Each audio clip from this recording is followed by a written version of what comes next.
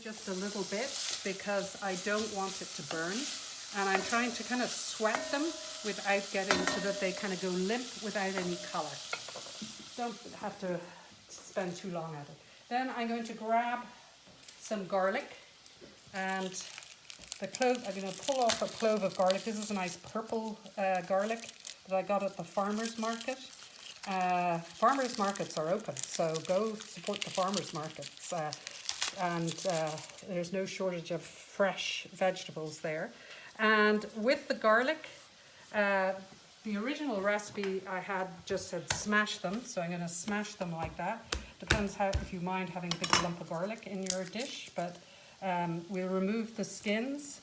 How much garlic you put in depends on how much you like garlic. And I think that's probably enough. I'm going to cut just that little root end off, and I'm going to slice it just a little bit. It'll cook down in the stew, so I'm not going to spend too much time going through it. And my onions are almost ready. Going to let them go a couple more minutes. And at this point, I'm going to add in the garlic. So I can just lift it up. I don't add the garlic in right at the very beginning. A lot of recipes tell you to do that, and it tends to burn if you do that. So we'll cook that for a couple of minutes. My minutes are going to be very different because we're kind of moving along here, so you don't have to watch me as we wait for 2 minutes to go by. So we'll cook that down for a couple of minutes, and then we're going to add in the spices. We're going to use some ground cumin and some paprika, and then the Malian recipes calls for habanero chili, a whole habanero fresh, but I don't have any, so I'm going to use erfer biber, which is just a chili flake. It's a Turkish one, and I get them at the Oaktown Spice Shop. And it's one of my favorites. It's got a sweetness to it, but also it's really nice and aromatic. But you could use whatever chili flakes, even the ones you get with the pizza. You could use those. That will work just fine. And depending on how spicy you like things, you're going to add more or less pepper. So we're going to say our 2 minutes is up here, or 1 minute. And I am going to add in the spices. So I'm going to start with 2 teaspoons of cumin. And again, this is up to you. If you like things really spicy, you can add a little bit more. A teaspoonful of paprika, or 2. And stir that around, and what we want to do is kind of bloom the spices a little bit. I'm going to wipe that before I should have done that the last time. Just wipe it off before I put it in another spice jar. And then erfer biber. It's a little spicy, not too spicy. So we've added that in, and we're going to cook those. We want to cook the spices just until they're fragrant. And that's going to bring out a really nice flavour and in the spices. It kind of adds it. If you just add it in dry and add everything in right away, it tends to not bring out the true flavour of the spices. You'll notice that I saved the mushroom water because that's great mushroom stock, and that's going to go into our mix as well. We have the fire roasted tomatoes, any kind of diced. You could get whole ones, you could use fresh ones if you have them. And if another suggestion if for a bit of heat, but this I would add in at the very end. So, you know, one of your hot sauces, if you think when you finish it's not spicy enough. Mm-hmm. This one is sambal olek. It's a garlic chili paste. Okay, so we're ready for our next. I'm going to actually just chop the mushrooms a little bit because they're kind of large. And you can put in just regular button mushrooms too if you want. And those are going to go in at the same time as the tomatoes. So I'm going to stick them in on top there. And next thing is to add these vegetables, the hard vegetables. And they go in. Stir that around. Being careful you're not burning your pan. Ooh, if you could smell it, that smells pretty good. Does it smell good? So we've got the spices in there, now the vegetables, and then we're going to start adding in the wet ingredients. So we're going to add in, oops, before I do that, we're going to add in the tomato paste. I've actually turned the Dutch oven off. It got a little hot when I was there. And it calls for a tablespoon of tomato paste.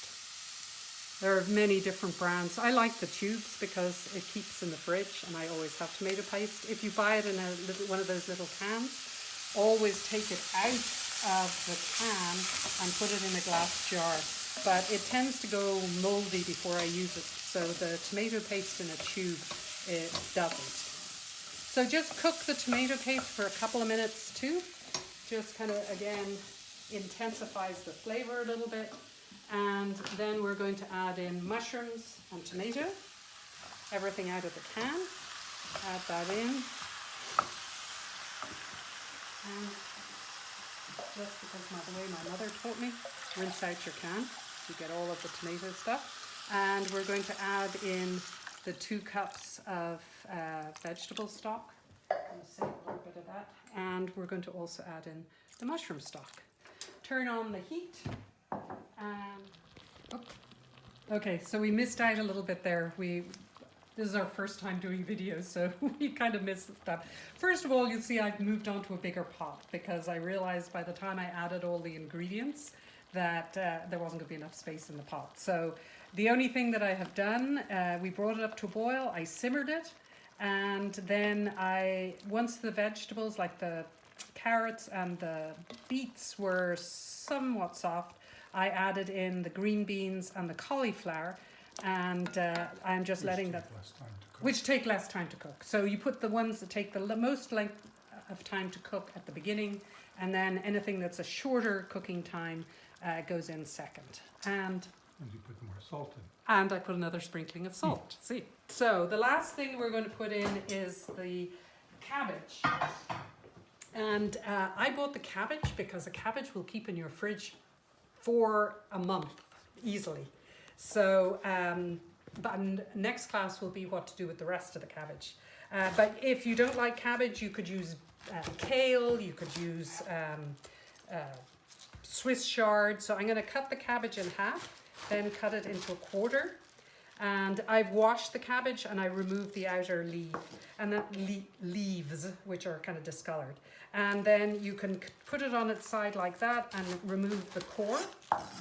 And you could chop up the core and put it in. It's a little tough.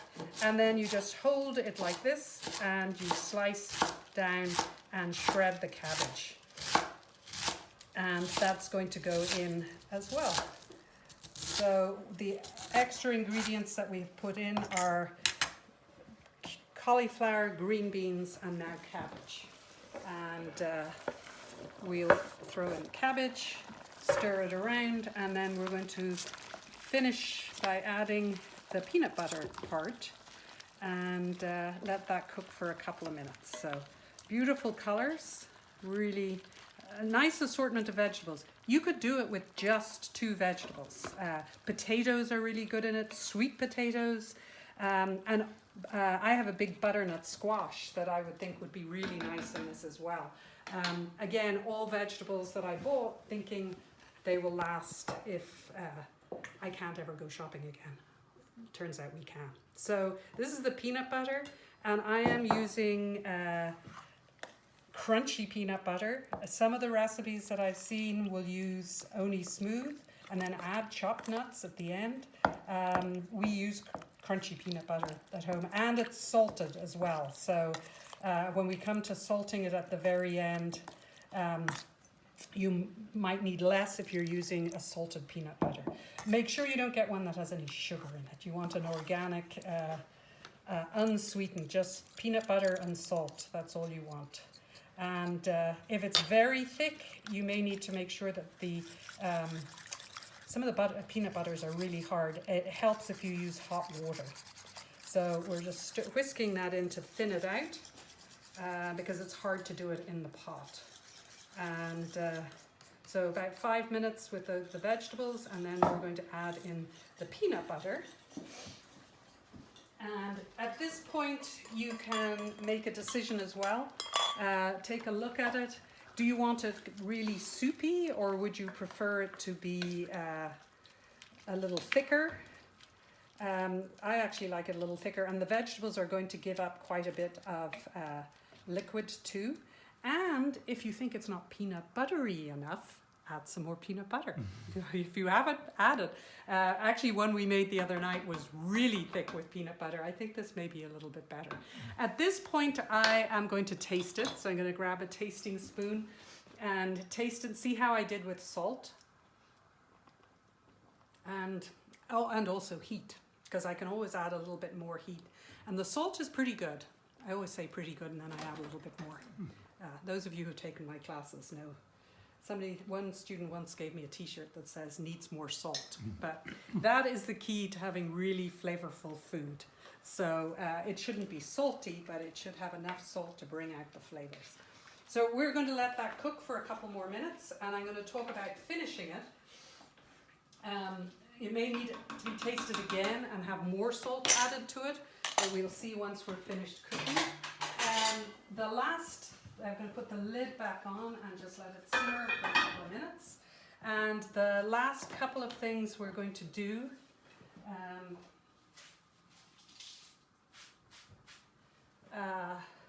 I'm going to take the parsley. I'm just going to stack the parsley leaves. And as I say, this could be cilantro. If it was cilantro, I don't think I'd even chop it. I'd just leave large leaves, rough chop maybe. And we're just going to pile it all together. This came from the garden, so it's a nice big parsley at this time of year. And just slice it into thin slices. And then the recipe calls for you to finish it with a little bit of lime juice. And I know not everybody has limes. Our next door neighbor has been inundating me with limes. This is a sweet Persian lime. Makes great margaritas, but we are going to use it to finish our dish. If you don't have limes, lemons will work perfectly fine as well. Or the other thing that will give you the same thing is a tamarind concentrate or tamarind paste. So if you do a lot or do some Asian Thai cooking, you'll probably have this, or even Indian cooking use it as well. And so that gives you the tart flavor too. And if you're like me, you have this in your fridge for a long time, so it's a great way of using it up. So we are going to cut the lime in half. The great thing about these limes are they have no seeds. So once your dish is ready, you're going to turn it off. You're going to put a nice squeeze of lime. If it's got seeds, put your hand underneath like that to catch the seeds. A nice squeeze, probably about a tablespoon. One of these limes, if I had done that on a juicer, probably has about 2 tablespoons of lime juice in it altogether. Stir that in. And then I will taste it again and see what I think. And if you have people in your family who like things spicy, they can always have extra spice. Actually, that's pretty well balanced. I think it's perfect the way it is. So, at the very end, you would serve it over rice. And so I have some pre-cooked basmati rice. And I have a spoon. Actually, this spoon is from Mali. And the couple who taught me how to make the Tiga Diga Na, they brought me this spoon. And apparently women in Mali would get one of these spoons as a wedding gift. And it would last them all their lives. And I have actually had this for over 20 years. So it does last a long time. And then you just spoon the over the rice. Whoops. And then sprinkle it with a little bit of cilantro or parsley. And there is your pantry Tiga Diga Na. Enjoy.